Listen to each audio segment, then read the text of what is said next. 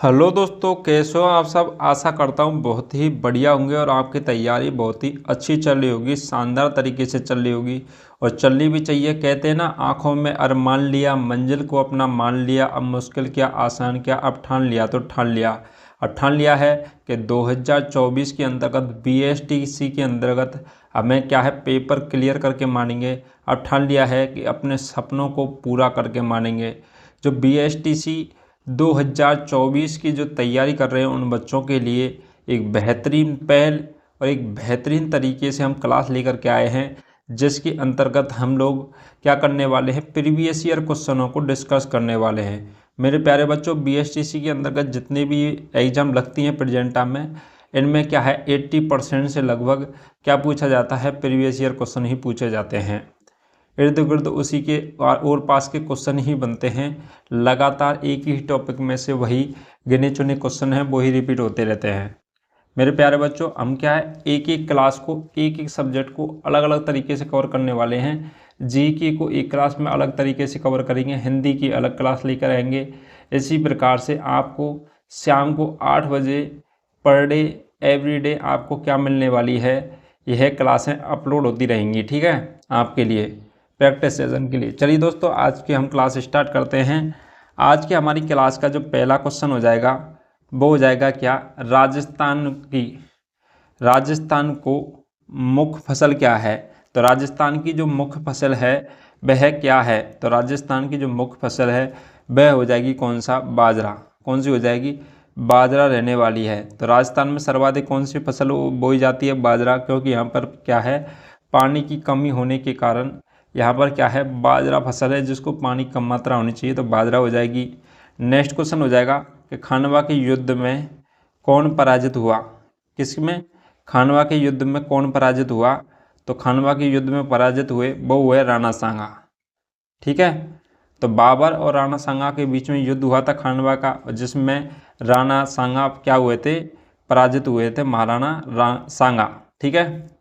निम्नलिखित में से छप्पनिया अकाल किस वर्ष में पड़ा था। तो छप्पनिया अकाल है, यह किस वर्ष में पड़ा था, कौन सा अकाल, छप्पनिया अकाल। और छप्पनिया अकाल इसका नाम पड़ा था क्योंकि यह पड़ा था 1956 में। कब पड़ा था, 1956 में पड़ा था। और यह किसके अनुसार है, शक सम्मत है, या 1956 ईस्वी है, या 1956 विक्रम सम्मत है। आपको ये तीन ऑप्शन दिए गए हैं 1956, लेकिन आपको याद रखना है कि विक्रम सम्मत 1956 क्या रहने वाला है, विक्रम सम्मत 1956 रहने वाला है। नेक्स्ट बात करें कि राजस्थान राज्य के किस जिले की जो सीमा है वो मध्य प्रदेश से नहीं लगती है, और मध्य प्रदेश से टोटल 10 जिले हैं वो सीमा लगाते हैं।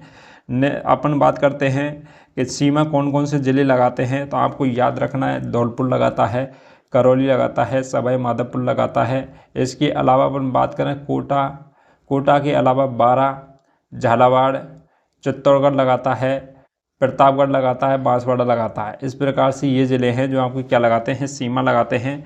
लेकिन आपका जो जयपुर ज़िला है यह लगभग मध्य में स्थित है, तो जयपुर ज़िला सीमा नहीं लगाता है। कौन सा ज़िला नहीं लगाता है, जयपुर ज़िला सीमा नहीं लगाता है, ठीक है। चलिए अब नेक्स्ट बात करते हैं कि नमदे बनाने के लिए कौन सा ज़िला प्रसिद्ध है। क्या बनाने के लिए, नमदे बनाने के लिए कौन सा ज़िला प्रसिद्ध है। तो नमदे बनाए जाते हैं सर्वाधिक किस ज़िले के अंतर्गत, तो बीकानेर के अंतर्गत। नमदे बनाने के लिए कौन सा ज़िला प्रसिद्ध हो जाएगा, बीकानेर।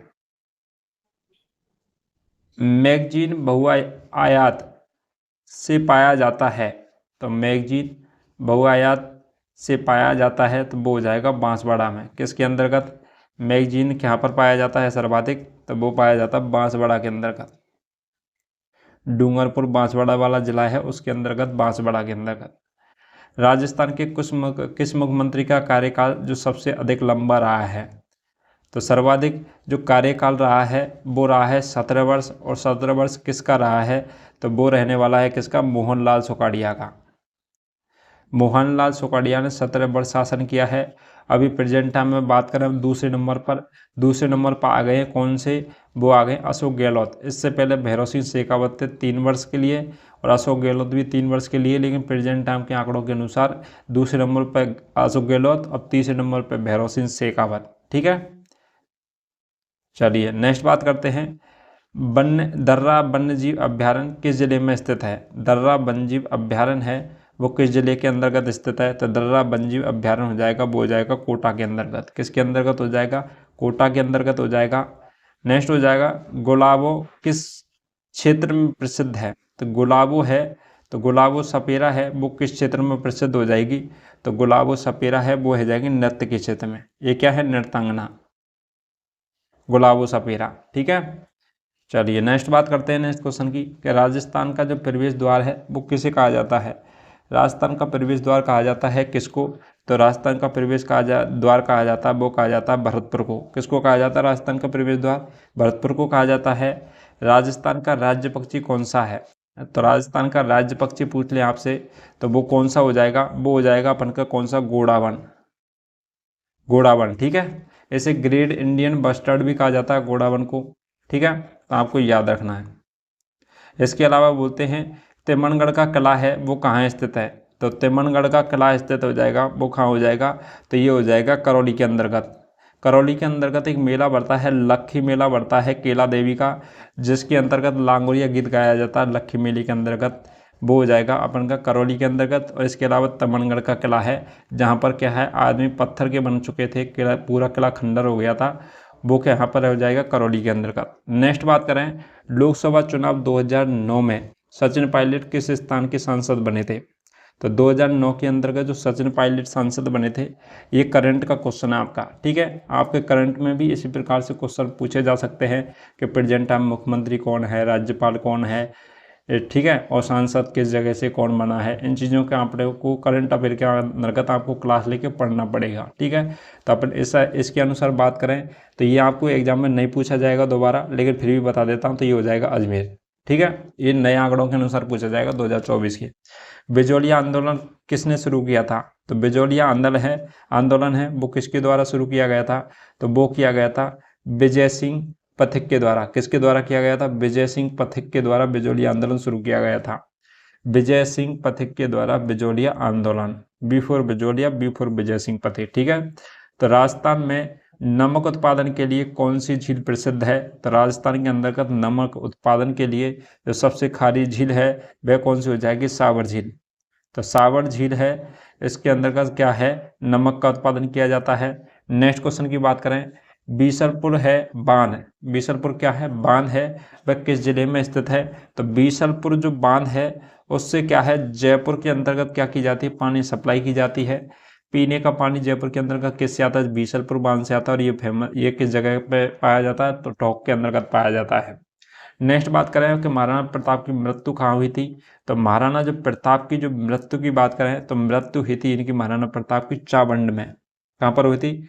चावंड उदयपुर के अंतर्गत इसकी मृत्यु ही महाराणा प्रताप की, ठीक है। नेक्स्ट बात करें राजस्थान में जनसंख्या का सबसे कम घनत्व वाला जिला। तो राजस्थान के 2011 के आंकड़ों के अनुसार जो सबसे कम घनत्व वाला जो जिला हो जाएगा, मतलब कम घनत्व का मतलब होता है 1 वर्ग किलोमीटर में रहने वाले व्यक्तियों की संख्या, तो सबसे कम घनत्व पाया जाता है जैसलमेर के अंतर्गत। किसके अंतर्गत? जैसलमेर, क्योंकि जैसलमेर क्षेत्रफल की दृष्टि से सबसे बड़ा कौन है? जिला है, ठीक है, तो जैसलमेर हो जाएगा। नेक्स्ट बात करें मत्स्य राज्य की राजधानी क्या थी? तो मत्स्य जो राज्य था उसकी जो राजधानी थी वो कौन सी हो जाएगी? वो हो जाएगी अलवर। और मत्स्य संघ किसको कहा जाता? करौली, भरतपुर, अलवर वाले एरिया को, धौलपुर वाले एरिया को मत्स्य संघ कहा जाता था। और मत्स्य राज्य की राजधानी कौन सी हो जाएगी? अलवर हो जाएगी। राजस्थान का तकनीकी विश्वविद्यालय कहाँ स्थित है? तो राजस्थान का तकनीकी विश्वविद्यालय है वह कहाँ पर स्थित है? तो वो हो जाएगा कोटा के अंतर्गत। किसके अंतर्गत हो जाएगा? कोटा के अंतर्गत रहने वाला है। राजस्थान की कौन सी जनजाति पूर्वी भाग में अधिक पाई जाती है? तो राजस्थान के पूरब में कौन सी जनजाति सर्वाधिक पाई जाती है? तो आपने नाम सुना होगा सबसे शिक्षित जनजाति कौन सी है? तो वो हो जाएगी अपन की मीना जनजाति। मीना एक जनजाति है और यह सबसे शिक्षित जनजाति है और सर्वाधिक मीना जनजाति है वो पाई जाती है अपन के जयपुर के अंतर्गत, दौसा के अंतर्गत और करौली के अंतर्गत, ठीक है। नेक्स्ट बात करें राज्य की कौन सी नदी यमुना से मिलती है? तो राज्य की कौन सी नदी है जो यमुना में मिलती है? तो वो मिलती है अपन की बाणगंगा नदी। जयपुर के अंतर्गत बैराट सभ्यता के अंतर्गत आप नाम सुनोगे बाणगंगा नदी, और बाणगंगा नदी किस में बैठती है? भरतपुर से होती हुई यमुना नदी में मिलती है। कालीबंगा सभ्यता किस नदी के समीप विकसित हुई है? क्योंकि सभी सभ्यताएं न किसी नदी के किनारे विकसित हुई है, लेकिन कालीबंगा की बात करें तो सरस्वती के अपशेष के रूप में विकसित हुई है, जिसे बोलते हैं घग्गर नदी के किनारे। घग्गर नदी बहती है सरस्वती के अपशेष के रूप में, ठीक है। तो घग्गर नदी के किनारे विकसित हुई है, और ऑप्शन में घग्गर नदी नहीं है तो सरस्वती के साथ में जाना है। चलिए नेक्स्ट क्वेश्चनों की बात करते हैं। नेक्स्ट क्वेश्चन हो जाएगा, राज्य का कौन सा क्षेत्र है वो डांग क्षेत्र के रूप में जाना जाता है? तो राज्य का कौन सा क्षेत्र है जो डांग के रूप में जाना जाता है? तो वो हो जाएगा करौली धौलपुर, क्योंकि करौली को डांग की रानी कहा जाता है। क्या कहा जाता है? डांग की रानी किसे कहा जाता है? करौली को कहा जाता है। नेक्स्ट हो जाएगा, बौद्ध मंदिरों के स्मारक किस स्थान पर स्थित हैं? तो बौद्ध मंदिरों के जो स्मारक हैं वह कहाँ पर मिले हैं? तो किस सभ्यता से मिले हैं? तो वो मिले हैं बैराड़ सभ्यता से। बौद्ध मंदिरों के स्मारक किस सभ्यता से मिले हैं? तो वो मिले हैं किससे? बैराड़ सभ्यता से मिले हैं। नेक्स्ट बात करें, बीकानेर की जो रियासत है उसकी जो कुल देवी है, बीकानेर रियासत की जो कुल देवी है वह कहाँ पर स्थित है? कुल देवी बीकानेर रियासत की, तो वो हो जाएगी बीकानेर के अंतर्गत जो कुल देवी है वो हो जाएगी करणी माता। तो करणी माता का मंदिर भी कहाँ है? बीकानेर में स्थित है। सहेलियों की बाड़ी स्थित है, तो सहेलियों की जो बाड़ी है यह कहाँ पर पाई जाती है? तो सहेलियों की बाड़ी उदयपुर जिले के अंतर्गत स्थित है। किसके अंतर्गत स्थित है? उदयपुर जिले के अंतर्गत स्थित है सहेलियों की बाड़ी। राजस्थान का सबसे कम साक्षर जिला कौन सा है? तो राजस्थान का सबसे कम जो साक्षर जिला है वह कौन सा रहने वाला है? तो वो हो जाएगा अपन का कौन सा? बांसवाड़ा। बांसवाड़ा डूंगरपुर के अंतर्गत क्या है? साक्षरता कम पाई जाती है बांसवाड़ा डूंगरपुर के अंतर्गत। ये 2011 की जनगणना के अनुसार है, प्रेजेंट टाइम में कोई जनगणना नहीं हुई है, इसलिए क्वेश्चन यहीं से बनेंगे, ठीक है। जनगणना से क्वेश्चन पूछा ही जाएगा। बेड़ज नदी का दूसरा नाम, और बेड़ज नदी का दूसरा नाम हो जाएगा आयड़। क्या हो जाएगा? आयड़ रहने वाला है बेड़ज नदी का दूसरा नाम, ठीक है। नेक्स्ट क्वेश्चन की बात करें कि राजस्थान के वर्तमान गृह मंत्री कौन है? तो राजस्थान के वर्तमान में जो गृह मंत्री हैं ये हो जाएगा अपन के करंट अफेयर का क्वेश्चन, ठीक है। लेकिन उस समय थे अपन के कौन? तो वो थे शांति धारीवाल। लेकिन आपको ये याद, आंकड़ों के अनुसार जो बीजेपी सरकार है प्रेजेंट टाइम में, और इसके जो मंत्री हैं, गृह मंत्री हैं, मुख्यमंत्री हैं, उन चीज़ों के बारे में अभी नए करंट अफेयर के अनुसार आपको इसकी डेटा कलेक्ट करना होगा, ठीक है, वीडियो देखना होगा आपको। तो राजस्थान के व्यापक मात्रा में किंतु कहाँ पैदा किया जाता है? किन्नू। क्या किया जाता है? राजस्थान में व्यापक मात्रा में जो किन्नू होता है जिसे बोलते हैं अपन संतरा, ये कहाँ पर पैदा किया जाता है? तो संतरा सर्वाधिक कहाँ होते हैं? तो गंगानगर के अंतर्गत किन्नू, ठीक है। राजस्थान विधानसभा में कितने सदस्य निर्वाचित होते हैं? तो राजस्थान विधानसभा के अंतर्गत कितनी सीट हैं? तो कितनी सीट है राजस्थान विधानसभा के अंतर्गत, यहाँ पर कितने सदस्य निर्वाचित होते हैं आपसे पूछे तो ये हो जाएंगे 200। कन्फ्यूजन नहीं होना है, कितनी सीट हैं या फिर कितने सदस्य निर्वाचित होते हैं तो वो हो जाएंगे 200। प्रसिद्ध शीतला माता मेला कहाँ का प्रसिद्ध है? तो प्रसिद्ध जो शीतला माता का मेला है वो चाकसू के अंतर्गत प्रसिद्ध है। किस कहाँ पर हो जाएगा? चाकसू के अंतर्गत हो जाएगा, ठीक है। शीतला माता का मेला तो कब बढ़ता है? तो ये बढ़ता है चैत्र कृष्ण अष्टमी को बढ़ता है शीतला माता का मेला, जिस दिन क्या है? बासा भोजन किया जाता है, ठीक है। तो चाकसू के अंतर्गत शीतला माता का मेला बढ़ता है। तारागढ़ दुर्ग है वो किस जिले में स्थित है? तो तारागढ़ जिले दुर्ग है, ये है दो तारागढ़, एक तो अजमेर हो जाएगा, एक हो जाएगा बूंदी, ठीक है। तारागढ़ दो हैं, लेकिन अपन को ऑप्शन में अजमेर दे रखा तो अजमेर के साथ में जाना, अजमेर नहीं मिलेगा तो आपको हो जाएगा बूंदी, ठीक है। और यदि अजमेर और बूंदी दोनों दे रखे हैं तो अजमेर भी रहेगा। तो केलादेव घना राष्ट्रीय पक्षी अभ्यारण्य किस जिले में स्थित है? तो केलादेव घना पक्षी राष्ट्रीय अभ्यारण्य है, यह है कहाँ पर? भरतपुर जिले के अंतर्गत, ठीक है। तो केलादेव राष्ट्रीय घना पक्षी अभ्यारण्य है, यह भरतपुर जिले के अंतर्गत हो जाएगा। और आपसे पूछ ले कि केलादेव घना पक्षी अभ्यारण्य को किस में, तो यह क्या है? यूनेस्को विश्व धरोहर स्थलों में शामिल किया गया था। तो यह कब किया गया था केलादेव घना पक्षी अभ्यारण्य को?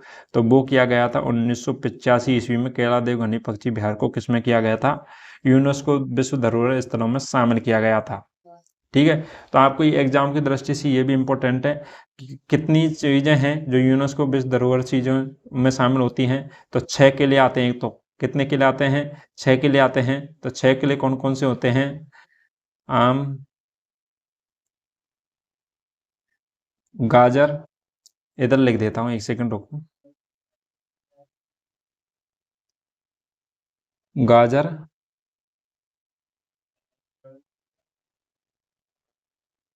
चीकू, आम।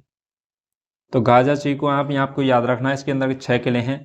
गैफुर हो जाएगा गागरोन का किला, जयपुर हो जाएगा जैसलमेर, रैपुर हो जाएगा रणथंभौर का किला, चीफुर हो जाएगा चित्तौड़गढ़ का किला, की से हो जाएगा कुंभलगढ़ का किला, और आम से हो जाएगा आमेर। ठीक है। इसके अलावा जयपुर के आमेर का जो जयपुर का परकोटा है ये भी शामिल किया गया है। इसके अलावा अपन जयपुर परकोटे के अलावा अपन बात करें तो इसके अलावा क्या रहने वाला है, तो एक कालबेलिया नृत्य नाम सुनोगे आप, तो कालबेलिया नृत्य को भी किसमें शामिल किया गया है, तो इसके अंदर का शामिल किया गया है। ठीक है। तो ये सारी चीज़ें, एक जंतर मंतर है, जंतर मंतर को भी शामिल किया गया है। तो इस प्रकार से 9 क्या है विश्व धरोहर स्थल हो जाएंगे 9, और एक हो जाएगा सांस्कृतिक। ठीक है, जो कौन सा हो जाएगा, कालबेलिया नृत्य। जौहर मेला कहाँ बढ़ता है, तो आपको नेक्स्ट क्वेश्चन है जौहर मेला, इसके बारे में भी कमेंट करना है कि जौहर मेला कहाँ बढ़ता है। तो जौहर मेला बढ़ता है, वो बढ़ता है चित्तौड़गढ़ के अंतर्गत। किस जगह बढ़ता है, चित्तौड़गढ़ के अंतर्गत। और सर्वाधिक जौहर हैं वो किस किले के अंतर्गत हुए थे, चित्तौड़गढ़ के अंतर्गत हुए थे।